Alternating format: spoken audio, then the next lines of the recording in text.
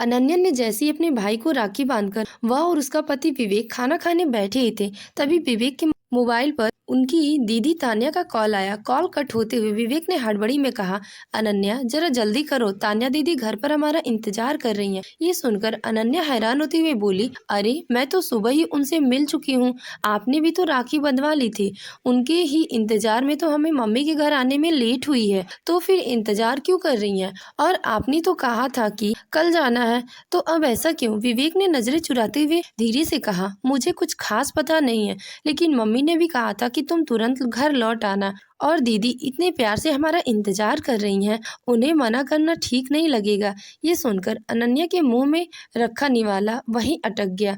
उनका चेहरा एक पल को सख्त हो गया, लेकिन उसने कुछ कहा नहीं। वह मन ही मन सोचने लगी, मतलब आज फिर वही सब दोहराया जाएगा जो हमेशा से होता आ रहा है। उसे अच्छी तरह पता था कि इस बार भी माँ की दी हुई साड़ियाँ पर तान्या दीदी की नजर रहेगी। किसी न किसी बहाने घर आना और फिर विदाई के नाम पर सबसे सुंदर साड़ी ले जाना, ये सब तो अब उनके लिए कोई नया नहीं था। शादी के पहले ही साल में अनन्या समझ चुकी थी कि इस घर में उसकी चीज की कोई कद्र नहीं है। शादी के समय मायके से आई साड़ियों से सबसे कीमती साड़ी तान्या दीदी चुपचाप रख ली थी, और जो साड़ी खास तौर पर उनकी सास ने उनके लिए बनवाई थी, वो भी तान्या दीदी की पसंद बन गई थी। और अनन्या, वो तो नई बहू थी, चुप रहना ही उसकी जिम्मेदारी मानी जाती थी।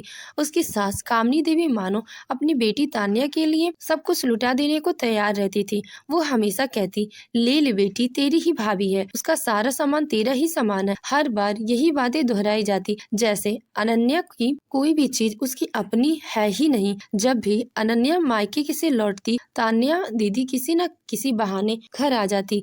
असल में सासू माँ उन्हें पहले ही खबर कर देती कि अनन्या कब लौट रही है। फिर क्या, दो नहीं कई बार तो 3-3 साड़ियाँ भी साथ ले जाती। जब भी अनन्या विवेक से कुछ कहती तो वो टालते हुए कहता, अरे तुम टेंशन मत लो, मैं तुम्हें नई साड़ियाँ दिला दूंगा। लेकिन सच्चाई ये थी कि शादी के बाद आज तक विवेक ने कभी अनन्या के लिए एक साड़ी भी नहीं खरीदी। अब तो हालात ये हो गए थे कि कामनी देवी ने भी उसके लिए साड़ियाँ लाना बंद कर दिया था। जैसे बहू की जरूरतें अब किसी के लिए मायने ही नहीं रखती। एक बार कामनी देवी 400-500 रुपए की 2 साड़ियाँ लेकर आई। साड़ी दिखने में साधारण और फीकी थी। अनन्या ने साड़ी देखकर धीरे से कहा, माँ जी, ये साड़ी बहुत हल्की है और बेकार है, मैं इसे नहीं पहन पाऊंगी। ये सुनकर कामनी देवी तमतमाती हुई बोली, तुझे क्या साड़ी की कमी है? शादी में तो तेरे मायके से भर भर के साड़ियाँ मिलती हैं, और मैंने भी कितनी भिजवाई थी, जा उन्हीं को पहन ले। ये सुनकर अनन्या चुप हो गई। इस बार जब वो मायके गई तो अपनी पूजा भाभी और माँ सरला देवी के साथ बाजार गई। उन्होंने मिलकर अनन्या के लिए उसकी पसंद की साड़ी खरीदी, खास तौर पर एक गहरे रंग की साड़ी जिसकी कीमत 5,000 रुपए थी। उसकी माँ ने उसके लिए स्पेशल ऑर्डर करके बनवाई थी। वो साड़ी अनन्या को बहुत ज्यादा प्यारी लग रही थी, लेकिन जैसे ही कार में बैठकर अनन्या ससुराल की ओर निकली, उसका दिल जोर जोर से धड़कने लगा। उसे अंदर ही अंदर एहसास हो रहा था कि इस बार भी शायद माँ की दी हुई साड़ी बलि चढ़ेगी। मगर इस बार अनन्या ने ठान लिया था, जो भी हो जाए इस बार नहीं दूंगी। घर पहुँचते ही उसने देखा कि तान्या दीदी सोफे पर बैठी थी। उनकी निगाहें सीधे अनन्या के बैग पर टिकी हुई थी, मानो पहले से ही तय कर रखा हो कि क्या लेना है। कामनी देवी मुस्कुराते हुए बोली, आ गए तुम लोग, कितना इंतजार करवाए तुमने। देखो ना तान्या कब से बैठी है, चलो बहू दिखाओ तो तुम्हारी माँ ने क्या क्या दिया है। ये सुनकर विवेक ने भी आंखों से इशारा करते हुए कहा, अनन्या बैग खोलकर दिखा दो। अनन्या ने अनमने मन से बैग खोला। तान्या दीदी ने एक एक साड़ी उठाकर देखने शुरू कर दी। तभी उनके हाथ में वो गहरे रंग की साड़ी आ गई। उसे देखते ही उनकी आंखें चमक उठी। वह मुस्कुराती हुई बोली, मम्मी देखिए ना, ये कितनी सुंदर साड़ी है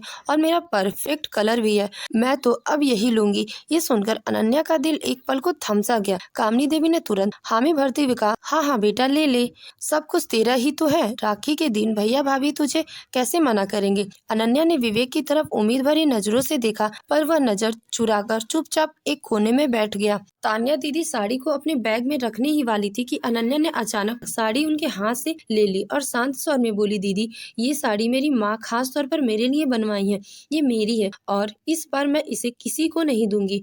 फिर उसने एक पल ठहर कर कहा, और रही बात विदाई की, तो आपके भाई आपको पहले ही बहुत कुछ दे चुके हैं। ये सुनकर सारा कमरा अचानक सन्नाटे में डूब गया। अनन्या के इस बदले हुए रूप ने सबको चौंका दिया। अनन्या बिना आगे कुछ कहे धीरे धीरे अपनी सारी साड़ियाँ समेटकर बैग में रखी और अपने कमरे में चली गई। कुछ देर बाद कामनी देवी, विवेक और तान्या तीनों उसके कमरे में आग धमके। कामनी देवी का चेहरा गुस्से से लाल था। वह गुस्से में गुजरती हुई बोली, ये क्या बदतमीजी है बहू? तान्या के हाथ से साड़ी क्यों छीनी? तेरे पास तो ढेर साड़ियाँ हैं, ये दे देती तो तेरा कौन सा खजाना खाली हो जाता। बेटियों को देने से घर में बरकत होती है।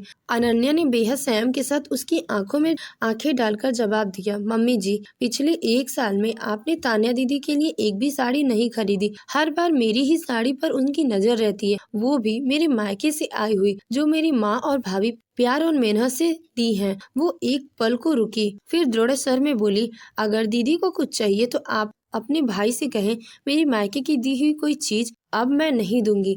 विवेक ने बीच में टोकते हुए कहा, अनन्या, अगर तुम्हें और साड़ी चाहिए तो मैं दिलवा दूंगा, लेकिन ये साड़ी दीदी को दे दो।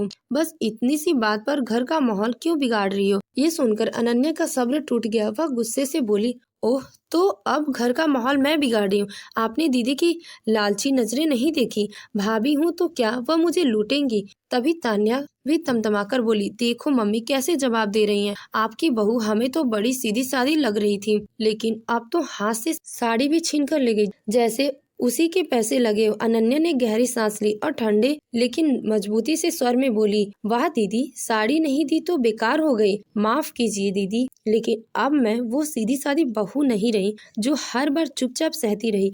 कब तक चुप रहूं? अब बहुत हो गया, अब मैं और नहीं सहूंगी। और रही बात इन चीजों की जो मेरी मम्मी पापा ने दी है, तो वो मेरी है और मैं इन्हें किसी को नहीं दूंगी। आपको जो चाहिए अपने भाई से कहिए, वो अपनी जेब से दिलाएंगे। मेरे मायके से कोई चीज मुफ्त में नहीं आती।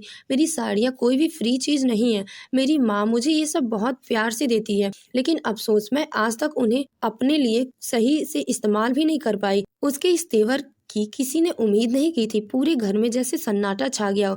उस दिन के बाद कई दिनों तक किसी ने अनन्या से बात नहीं की। सबको यही उम्मीद थी कि वह शर्मिंदा होकर माफी मांगेगी, लेकिन अनन्या ने एक बार पलटकर माफी नहीं मांगी। धीरे धीरे सबको समझ आने लगा, अब वो पहले जैसी अनन्या नहीं रही।